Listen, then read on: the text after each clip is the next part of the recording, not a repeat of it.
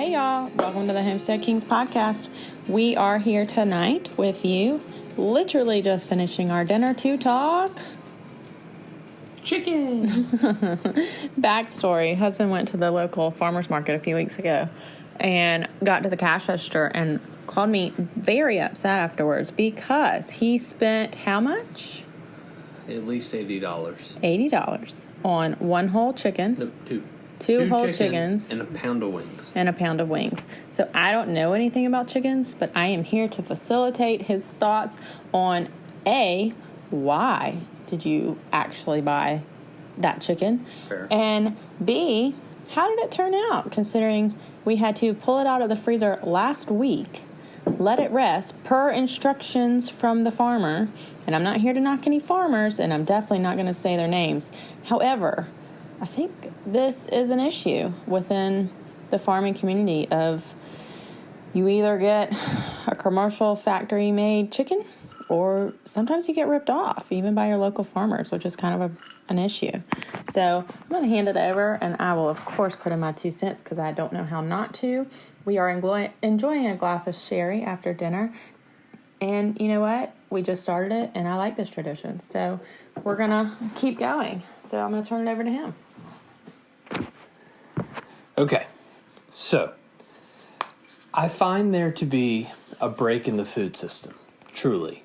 I find that the break in the food system is that traditionally, over the last 20, 30 years, America has discovered how to use frozen distribution. So we have distribution on trucks and trains and ships and rail cars and all this fun stuff, and we've learned how to take a product that should be a fresh product and we've learned how to freeze it. And that's beautiful, because at some point we will make ourselves too many. Basically, we will overpopulate the food system. So what I'm trying to say is, basically, we will not be able to produce enough food to feed the people. And that's a very common, issue that everyone talks about. And I don't care if you're left, right, center, left center, right center, I don't know if we're playing baseball or softball. I mean, we've all have different positions, but that's how this works. I mean, that is a common issue. So how do we, what do you do? Do you start making plant-based proteins? Do you start, start making chicken out of air like they do in Hong Kong or Tokyo or Singapore? And so there are restaurants that literally create this stuff out of nothing. And so okay, that's kind of weird. I don't know, how do you make a chicken out of air? But, I don't understand the science of it. I'm not a chemist. That was hands down my worst freaking class. But anyway, so all of this leads to, you go to your farmer's market because you want to try to support your local farmer. You don't want to go to the grocery store. You want to expand your horizons. You don't want to stick to the big 5, big 6 chicken producers in this country, because the way this works is there are commercial farms and there are local farms, tiny farms. And some tiny farms, local farms, it's just a marketing ploy. Let's be clear. You have to actually understand what you're eating. You have to know your farmer. Yeah. Absolutely. But you also have to understand, what am I eating? Because just because you bought chicken from the guy just because you bought chicken from the person, 100 miles away, doesn't mean that that's the greatest piece of chicken you've ever eaten. You have to understand what you're getting. What kind of bird? Is it a big bird? Is it a little bird? With that big bird and or little bird, is there a focus upon the farm? Is it a wing? Is it a breast? Is it a thigh? Or are we just looking for wholesome, good for you, not good for you, but wholesome chicken? I prefer to buy whole birds. And I've preferred to buy whole birds since college, because people are scared of whole birds. Right, because you don't know what to do. You hand me a whole bird and I'm going to boil it. I don't know what to do with it. It's going to be a problem. Unless you are creating homemade pasta, do not boil your whole bird. Thank you. No, basically, I take a whole bird, I cut the neck out, don't cut the neck out, I cut the spine out, and then I butcher down to that piece, because a flat bird is much easier consistently to cook, to smoke. I love to smoke. I was raised in restaurants. I've been taught from a very young age how to mass produce food on a wholesome scale, but also at the same time, how to use a grill. So I have a grill, I have a smoker. The chicken we ate tonight was on the smoker for 3.5 hours. Listen, I'm not getting into how to cook a bird on a grill and smoke a bird and all that fun stuff. No, it's okay. That's not how this Some people works. like me don't know. Absolutely. And I live with you. Right. So I would prefer to get the bird on the grill at about 11. We're having dinner by 5. That's a beautiful thing. Because the slow cooking and the smoke and the charcoal and the steam bath, all that stuff is fantastic for the bird. It breaks down the proteins. You can, at the same time, use a bird as well as a rump roast, for instance. And you can use the same temperatures, and you can push it through, and you can mass produce these kinds of meals, and then you can, feed your family for 2 weeks. That's awesome. Or you've been slicing the rump roast, and we've been having, right? It's the rump roast? Yes. Okay, and we've been having the best roast beef sandwiches of my entire life. So I'd cut them really thin, and then I freeze them, and so then you can do that. And honestly, it's, 7:30. I still have a rump and the wings on the grill because I want to keep them going, and that's going to feed us because I have to go to work next week, and it's going to be out of town, so therefore I want to feed my family good, wholesome food. And we appreciate you. I appreciate y'all too. So we'll make sure that they have plenty of food. So all that being said, the reason I wanted to speak to someone, let someone else besides my poor wife have to listen to me, is because I went to the farmer's market. You get 2 birds and a pound of wings, and I spent $80. Okay. There is a genuine disconnect in farmers, commercial farmers, the government, and the everyday person who just wants to freaking eat. So you can go to the store and you can buy pre-made fried chicken fingers. You can go to the store and you can buy whole chicken. You can go to the store and you can buy boneless, skinless chicken breast. That's beautiful. It's $80.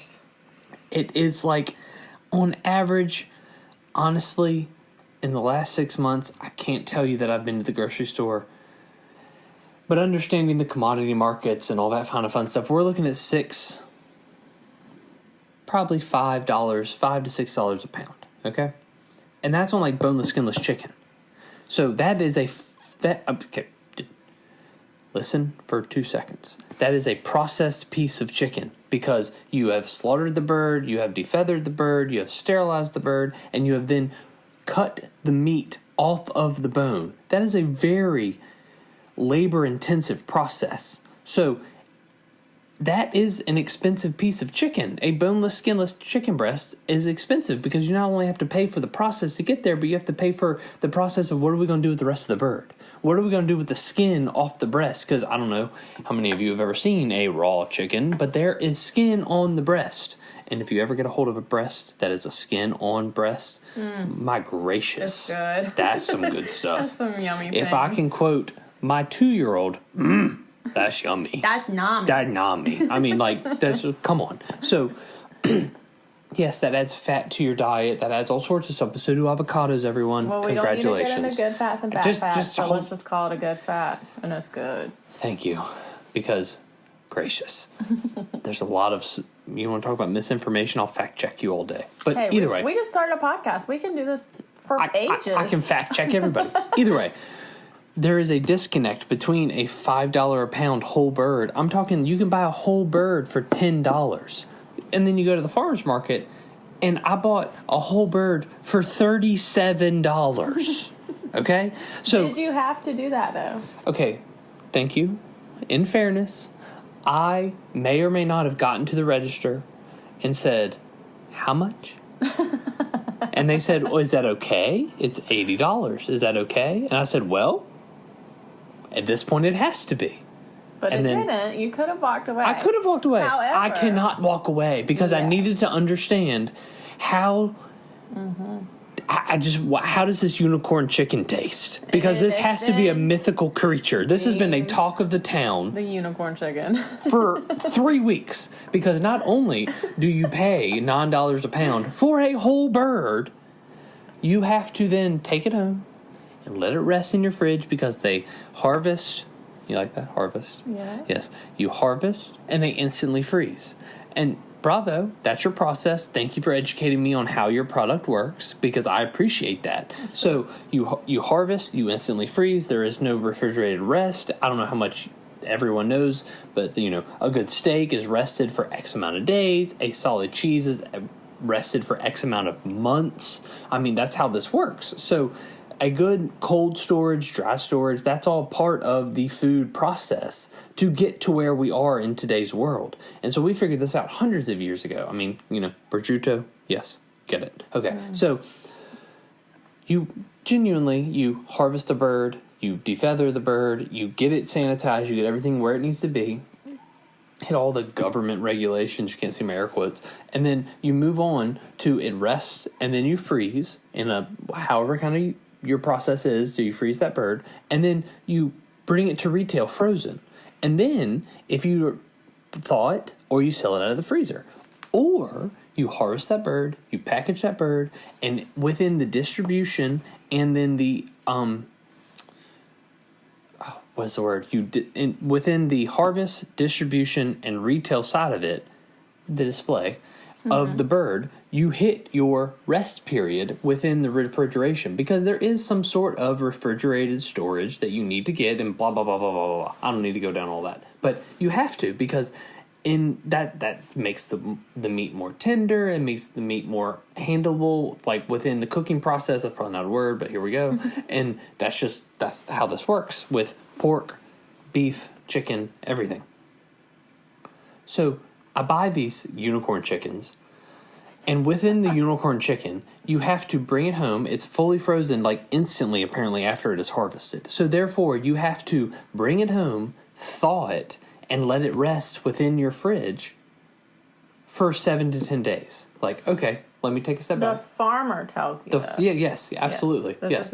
This is not normal. Yeah, I didn't make this up. Yes. So that all being said, okay, cool. That thing was harvested. That thing, my apologies to the bird, Brenda, was harvested and then frozen immediately. And so that's pretty cool. That's less food miles. That's less a lot of things. So I need to bring her home, and I need to put her in the refrigerator, thaw her. It's going to take 24 to 48 hours to thaw, depending on your fridge and the container and if it's by itself and what's around and blah, blah, blah. So call it 48 hours. And then you have 7 to 10 days from that point to let it rest in your fridge. Okay, cool. Did that. Had a lot going on the last week or so. So therefore, I figured, let's pull this thing out. Let's pull it out. I'll let it rest. And then, because I'm going to need to just go to my grill and hang out. Let's not forget that you walked, 2 booths down. Oh, well, yeah. Bought another chicken from another local farmer. For how much? $21. Okay. A whole chicken. A whole bird. So we're talking a $17 difference. It did not have to rest. Nope. I took it home and cooked it that night. And it was delicious.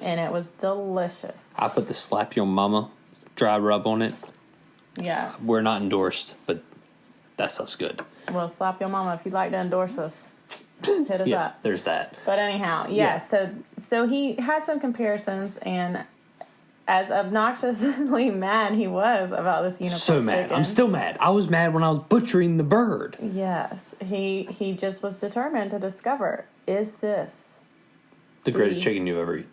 Unicorn chicken of the South. It's so true. Okay, so we've been talking about this for 20 minutes, and I've been ranting on about different things. And if you have more questions, please let us know. Please comment. Please whatever. I can't tell you that I will know every answer, but I can tell you that I have the right people between processors, harvesters, farmers that can get me the right answer. And I'll reference them, and I'll tell you where it came from. Well, it must be very upfront that we do not harvest our birds right now. No, absolutely It's on not. our list of what we'd like to do in the future. We have a few male ducks that need to really They're going to be delicious. leave the farm and get eaten by our family, and we're very excited about that. We're nervous. We are. There's a reason we haven't dove into that area. So we're definitely not here to knock their effort. No. Because that's good for them, and they're providing a service. Right. However, when your options are a $5 chicken at the store, and there's, 15 of them. Let's not be conservative. Let's call it a $10 chicken. Okay. Even that. Right. And then your other option is you walk down to the friendly park and go to the farmer's market and you pay $15 to $20, or you pay $37. Right. And then not only do you pay more, you have to work harder and do a process that you've never been in touch with in your entire life on cooking. Right. And here people like us who we don't cull our own birds. We have to buy our chickens from other people, and we try to educate ourselves on the farms, and we try to get in touch with our farmers. We have another chicken farmer, also a beef and cattle and pig farmer, and we absolutely Swine. Adore them. Yes, amazing. We visit their farm, we pick up our meat directly from them, and we buy half a cow or whole pig and so many birds at a time, and they're wonderful. They just didn't happen to have birds that day that we went to do this. And the average Joe just wants a chicken. They're not going to do any research. They're not going to follow. And we can't blame you. It takes time. And it takes that's effort. the thing. Right, absolutely. And we were there. We were there 5 years ago. I just bought the chicken at the store. And, I mean, a buddy of mine taught me the trick that if you actually buy the whole bird and then ask the butcher, if you actually have a butcher still at your grocery store, ask the butcher to break it down. They break it down for you for free. So you can get a whole bird broken down into usable parts if you didn't know how to, harvest it yourself. Break it down. And that was amazing. But then from there, I was like, well, what in the world? YouTube, hello. Why is this I can break this so down. large? Right. And why is this chicken, why is it harvested at 8 weeks? And what is... And it is a process. It is a absolute, it's not some kind of crazy hormone. It's not some kind of whatever. We've bred these birds to be this way to fit the demand. I mean, that's what it is. Yeah, and it's factory domestic farming. and foreign. I mean, because half the things we do are to accommodate our exports upon all of these processed chickens. Right. And we're not going to go down the avenue of pros and cons of factory farming. I mean, oh, no, absolutely not. Godspeed. At some point, you have to feed the masses. Yes. I get it. I'm just saying, when you'd like to go a little... Right, okay, go. that we have chosen to go local, right? Well, if nothing else, I just, there's factory farming, and you have to do this. There's food deserts, there's all these other things, and I understand all of that. Literally what I went to school for. Mm-hmm. So, all of that being said, there is still the availability of a local, ideally, there's the availability of a locally produced, beef, swine, poultry. And so that's amazing. But there is a fine line of we're going back to the 1700s. And then there's also okay, if you can get a chicken in the grocery store for $10, or you can go to the farmer's market, that chicken was harvested within the last month, and you can purchase that whole bird, and you can speak to the farmer who handled this entire process, and that's $20. Okay, that's a $10 difference. That's a 50% increase. That's a lot. I find that to be hard to palate, but at the same time, if you bulk buy, which I've done since I was 18, then you get a lower price, and you can talk. These are real people. This is a constant conversation of how do we do this? And their hands we need touch this bird. Absolutely. It's I don't want the stalker at the grocer. It's not you grabbing it from the grocery. Right. It's not the manager. It's not. So we can remove all of those pieces of it. Absolutely. The 50 people on the factory farm that touch it. But you can't tell me it costs $40 for you to freaking sell me your chicken. That's insane. No, and to this day, I'm looking at this chicken. Puts people off. Absolutely. Right. So you have to find this local, dare I say, better for you chicken is unattainable for them. Or not even just, maybe you can't afford it, but for the principle of the matter, no. That's ridiculous. But just think about this. This is me, my wife, and my 2-year-old. Mm-hmm. We will eat an entire bird in 2 days. Oh, yeah. Okay. Imagine if you are me, my wife, and our 2 children. Mm-hmm. But our 2 children aren't 2. Right. They're 2 boys who are 15 and 13. Right. Okay, well, they just ate that whole bird. Right. So you're going to tell me right now that the protein alone within my meal costs $80 because we had to buy 2 chickens. Right. That's crazy. No, and that's just not realistic. That is an insult to my intelligence because you know. So what do you think? Like, in your personal opinion, do you think she marked it up, or they marked it up for they their either own need to find a profit, better or process. Did they spend that much money to harvest this bird? Right. There's two things. Okay. They either need to find a better process to harvest their birds and produce their birds to a certain point to where they don't require that kind of a price point, or you're being greedy. Yeah.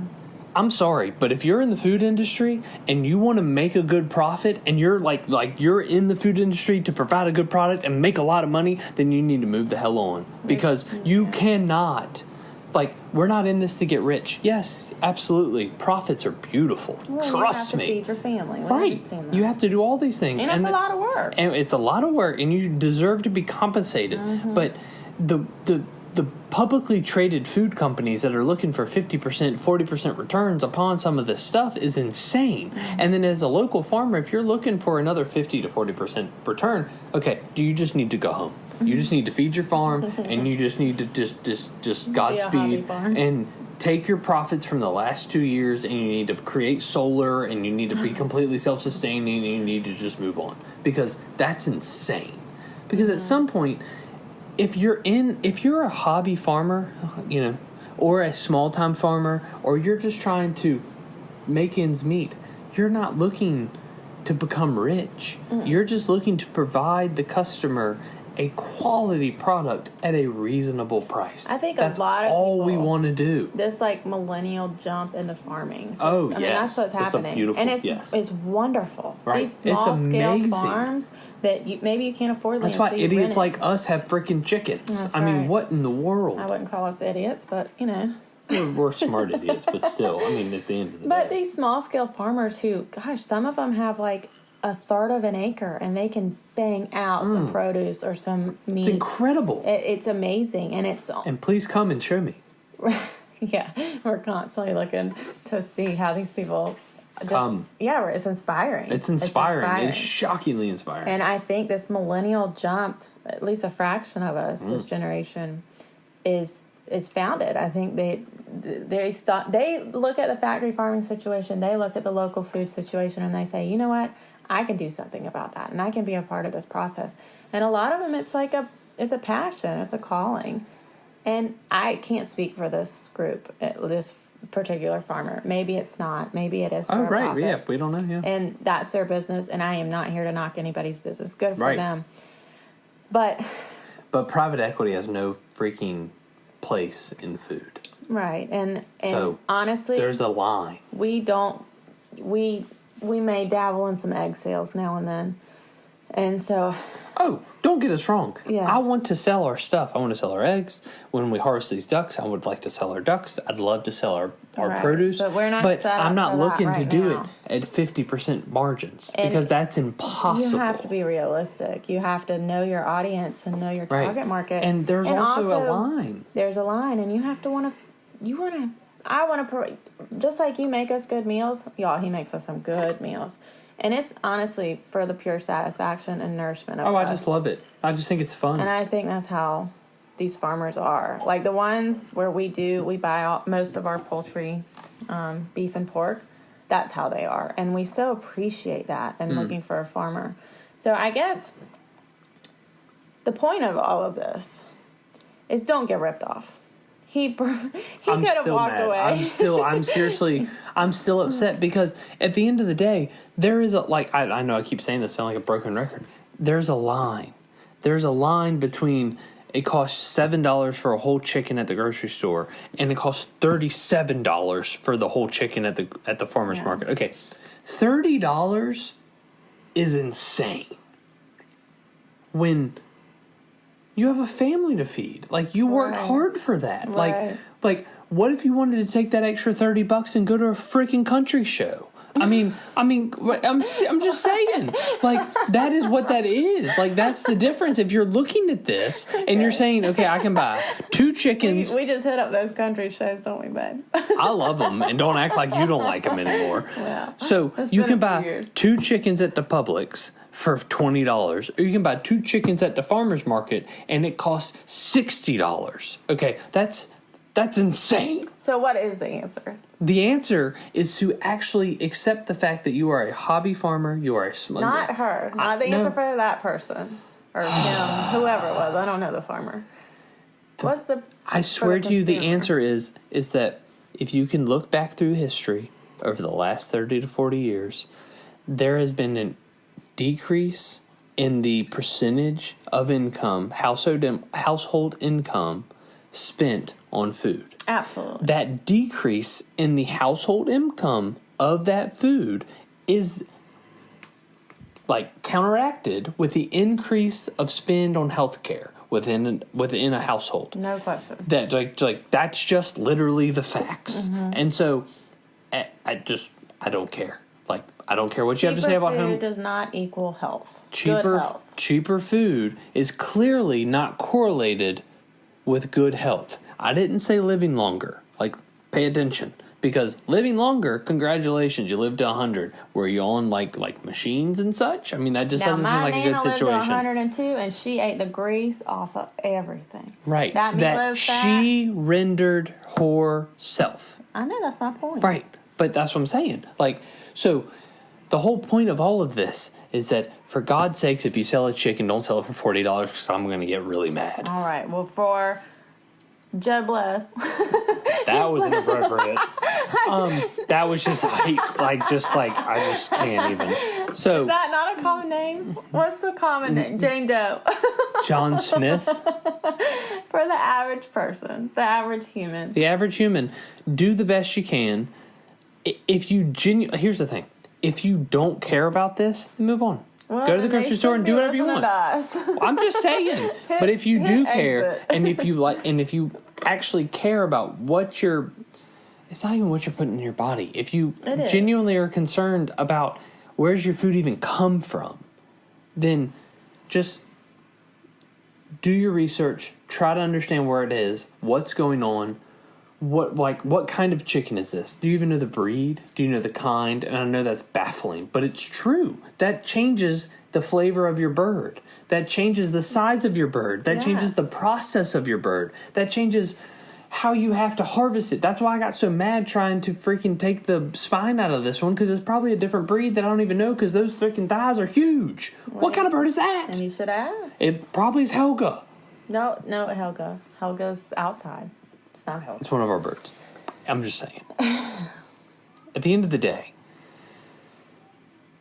if you'd like to get into the industry of producing your own meat and then selling it to the public, you have to understand that there's a marketing side of this, that you can hit a price point and you can push it on through and you can make all this money and Godspeed. And you're turning people away. Right, but you're going to turn people away from better food. From when you could food. Just and when you have the person next to you that they charge literally half of what you charge. And how? What is the process? Do they use a commercial processing plant? Maybe there's factors I don't understand. But at the same time, you have to understand that you can't just say, okay, I'm at the farmer's market and I have a special bird and it costs $50. And these people have the money and there we go. Right, because it's just like horses. The average person who has a horse is a middle-class family. They're not a highfalutin Kentucky Derby freaking person. That's on average. As a percentage of horse owners, that's the way this works. Right. It's the same basic concept, especially with the pandemic coming through and the hiccup, I'll just call it a hiccup, in the food system. We've all kind of understood, like, oh, you mean it's not always at the Kroger? Right. It's that not always there. Empty? That might actually not show up. Right. So listen, like, if you want to make your own birds, cull your own birds, power to you. I'm not telling you to become a farmer. I'm just telling you to understand what's going on, try to support your local situation, and if you are a local farmer, just I can't even say what I want to say because it should be like burp. But I'm pretty sure local farmers aren't listening to us. Okay, cool. Don't be a dick. I mean, that's crazy. Like, that's family just friendly. I'm sorry. That's just don't. Like, come on. At some point, do not. Like, you want to charge me a higher price and make me do more work, and you've now turned me away from the farmer's market chicken. Well, I know. And I am not a person who is easily pushed away from a local person, like a local farmer. You freely chose to. I spent the money on purpose. I went back and was like, never mind. Just come on, give it to me. I need to see what this tastes like. You have complained about it for 3 weeks. For 3 weeks, and then I smoked it, and then I harvested it. I did the whole, like, if this is not the best chicken stock ever, then, like, it was an absolute waste of money. Because I will use it all to make chicken stock and do all this stuff. But at some point, like, come on. Don't be a butthole. Like, just don't be a butthole. All right, well, That's my shirt. That's what we have to produce. Really? Yes. You want me to put that on a t-shirt? I want you to put on a t-shirt that says, I don't know about that. work hard, don't be a butthole. What about a chicken butthole? Yeah, that's pretty funny. All right, so as an end note, because y'all, he literally started on this, and I said, hold on, let me turn on the podcast.